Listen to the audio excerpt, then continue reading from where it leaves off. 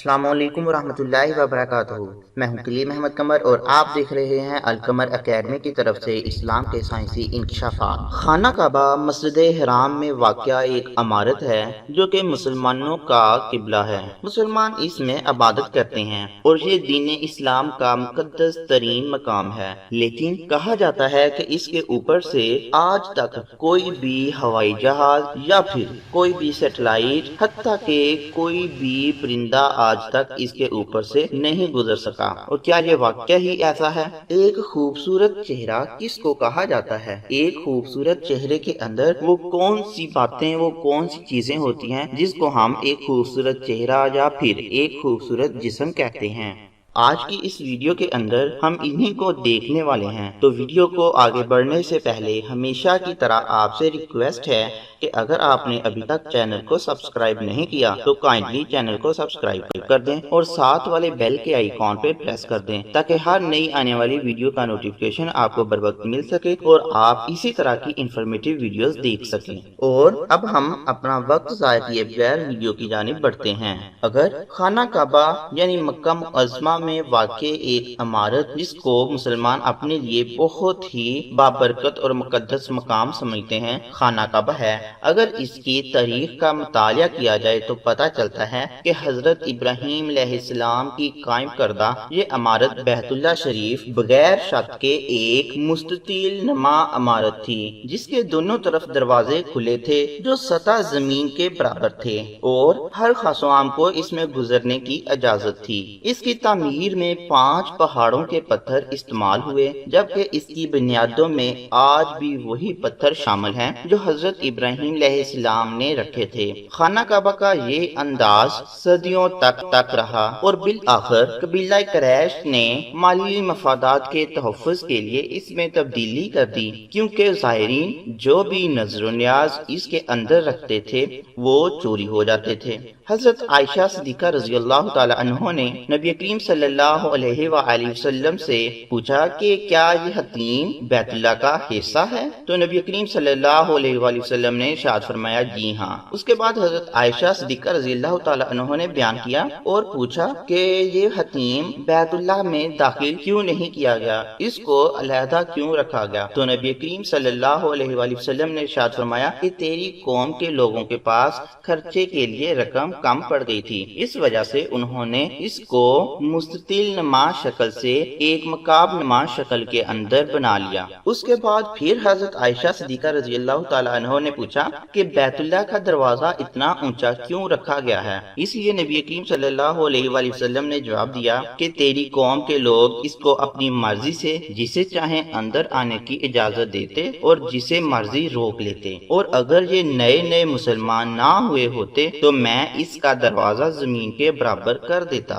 قریش نے عمارت کو 3 ہاتھ چھوڑ کر کیوب یعنی مکعب نما شکل میں بنا دیا اور وجہ یہ بتائی جاتی ہے کہ روپے پیسے کی کمی ہونے کی وجہ سے، کیونکہ وہ چاہتے تھے کہ اس کو حلال کمائی سے بیت اللہ کو بنایا جائے۔ اس کے بعد اس کا مغربی دروازہ بند کر دیا گیا جبکہ مشرقی دروازہ کھلا رکھا اور اتنا اونچا کر دیا کہ صرف اس میں وہی قریش کے معزز لوگ ہی اندر جا سکتے تھے، اور کعبہ کے جنوب مشرقی رکن پر نصب تقریباً 2.5 فٹ قطر کے چاندی میں مڑے ہوئے مختلف شکلوں کے 8 چھوٹے سیاہ پتھر ہیں جن کے بارے میں اسلامی عقیدہ ہے کہ خانہ کعبہ کی تعمیر کے وقت حضرت جبرائیل علیہ السلام جنت سے اس کو لائے تھے اور پھر بعد میں حضرت محمد صلی اللہ علیہ وآلہ وسلم نے اپنے دست مبارک سے اس کو نصب کیا۔ حجاج بن یوسف کے کعبہ کے حملے میں اس مقدس پتھر کو ٹکڑے کر دیا گیا تھا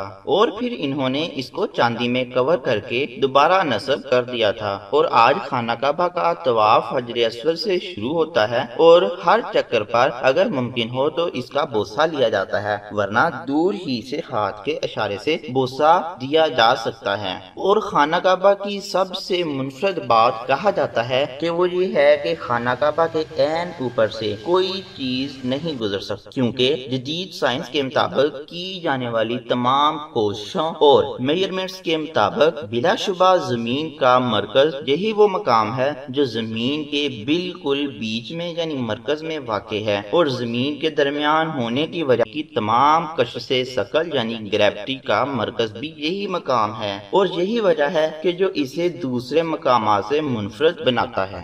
اب سوال یہ پیدا ہوتا ہے کہ مکہ میں خانہ کعبہ کو ہی زمین کا مرکز کیوں کہا جاتا ہے؟ اس کو سمجھنے سے پہلے آپ کو ایک گولڈن ریشو کا اصول سمجھنا ہوگا، یعنی خانہ کعبہ مرکز میں ہے اور مرکز میں کیوں ہے، اس کو سمجھنے کے لیے آپ کو ایک گولڈن ریشو سمجھنی ہوگی، اللہ ریشو سمجھنی ہوگی۔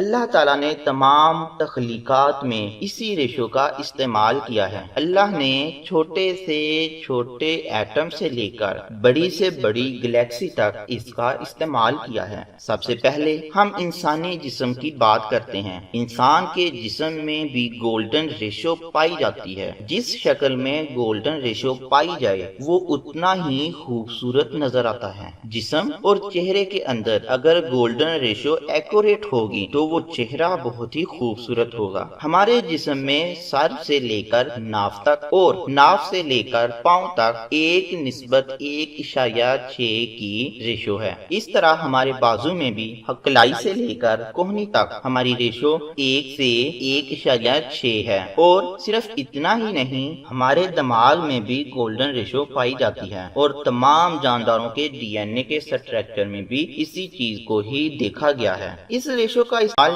نہ صرف انسانی جسم میں ہوتا ہے بلکہ اور قدیم زمانے میں بنائی جانے والی عمارات کا نقشہ بھی اسی کے تحت ہے، اور مونالیزا جیسی پینٹنگ بنانے میں بھی اسی ریشو کو استعمال کیا گیا ہے۔ تو آئیے اب ہم اس چیز کو سمجھنے کی کوشش کرتے ہیں کہ ہماری اس دنیا کا گولڈن بیپ کہاں ہے۔ ہماری زمین بیضوی شکل کی ہے اور اس کے طول اور عرض کی ریشو بھی 1:1.6 ہے، یعنی گولڈن ریشو، اور مکہ میں خانہ کعبہ ہی اس زمین کا گولڈن بیپ پوائنٹ ہے۔ اس سے یہ بات ثابت ہوتی ہے کہ کعبہ دنیا کے مرکز میں واقع ہے، اس لیے اس جگہ پر پوری دنیا کا سب سے زیادہ انرجیٹک فیلڈ موجود ہے۔ یہی وہ مقام ہے جو زمین کے بالکل بیچ میں واقع ہے اور زمین کے درمیان میں ہونے کی وجہ سے قدرتی طور پر زمین کی تمام کشش ثقل کا بھی مرکز یہی مقام ہے۔ اس لیے آج تک کوئی بھی جہاز یا سیٹلائٹ خانہ کعبہ کے اوپر سے نہیں گزر سکا، اور نہ ہی کوئی پرندہ اپنے پر پھڑپھڑا سکا ہے۔ اب سوال یہ پیدا ہوتا ہے کہ اس کا خانہ کعبہ سے کس طرح تعلق ہے، اور اس کو سمجھنے کے لیے ہم اس کے بیسک سٹرکچر کو سمجھتے ہیں، کیونکہ کہا جاتا ہے کہ خانہ کعبہ جب پوری دنیا میں پانی ہی پانی تھا تو پھر زمین کا سب سے پہلا حصہ جو کہ پانی سے باہر نمودار ہوا تھا وہ خانہ کعبہ کی ہی جگہ تھی۔ अब हम इस गोल्डन रेशियो को समझते हैं। ये एक सीक्वेंस पे बेस करता है जिसमें पहला नंबर 1 है और दूसरा नंबर भी 1 ही है और तीसरा नंबर 3, 5, 8, 13 इस तरह जो सिलसिला चलता रहता है। अब ये नंबर कैसे हासिल होते हैं उसका तरीका मैं आपको बताता हूँ। असल में गोल्डन रेशियो ही वो चीज है जिसकी वजह से खाना काबा को मरकज साबित किया जा सकता है। तो इसको समझने के लिए हमें गोल्डन रेशियो का पता होना चाहिए। अब एक अगला नंबर हासिल करने के लिए हम इन दोनों नंबर को जमा करेंगे और फिर जो भी आंसर आएगा उसको नेक्स्ट नंबर हासिल करने के लिए सबसे लास्ट और सेकंड लास्ट वाले नंबर में ऐड किया जाता है। जैसे 1 जमा 1 जो अब आया 2। अब 2 से पहले वाला हिस्सा है 1। अब हम क्या करेंगे 1 जमा 2 और 3 आ जाएगा। इसी तरह जब हम 2 और 3 को जमा करेंगे तो अगला नंबर 5 आ जाएगा। फिर 3 और 5 को ऐड करने से नंबर 8 आ जाएगा और इस तरह ये सिलसिला चलता रहेगा। और फिर जैसे ही हम नेक्स्ट टर्म को पिछली वाली टर्म के ऊपर डिवाइड करेंगे जो आप कुछ इस तरह से आएंगे और इन तमाम आंसर के अंदर एक चीज कॉमन आ रही है और वो है 1.61 और ये सारी रेशियो 1.61 के गिर्द ही घूमती हैं। अब इस रेशियो को हम गोल्डन रेशियो का नाम देते हैं, यानी 1:1.61 इज एन गोल्डन रेशियो। अब हमारे पास जो भी सीक्वेंस में नंबर आ रहे हैं इनको यूज करके हम एक रूल को डिफाइन करेंगे जो पूरी की पूरी कायनात के असूल का मकाम रखता है और इसी असूल के मुताबिक पूरी कायनात का निजाम चलता है। इन तमाम नंबर्स को अरेंज करने से एक कर्व जैसी शेप आ जाएगी। इस शक्ल को गोल्डन स्पाइरल का नाम दिया जाता है। अब इसके बीच में एक पॉइंट है जिसको गोल्डन बीप कहते हैं और इसी बीप पर ऑब्जेक्ट का सारा वेट और ग्रेविटी बेस करती है जिसको सेंटर ऑफ ग्रेविटी कहा जाता है।